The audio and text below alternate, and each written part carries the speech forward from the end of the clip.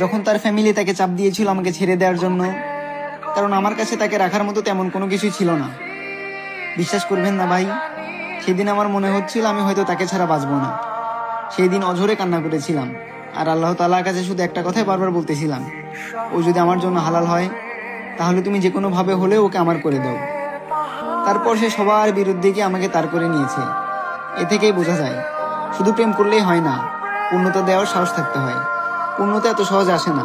পূর্ণতা পেতে হলে একজন আরেকজনকে পাওয়ার জেদ থাকতে হয়, দুজনকেই সমানভাবে লড়াই করতে হয়।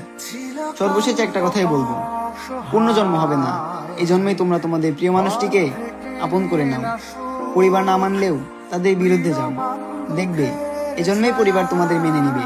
নয়তো এই জন্মেই বহু বছর পর কোন এক বারান্দায় দাঁড়িয়ে তুমি আফসোস করবে আর ভাববে, এই তো সময়টা প্রায় কেটেই গেল, তার সাথে থাকলে কি এমন ক্ষতি হতো। আর এই আফসোসটাই হবে তোমার জীবনে সবচেয়ে দুঃখজনক। আর এটাও ভাববে, ভালো সেও আছে, ভালো আমিও আছি, ভালো নেই শুধু আমরা।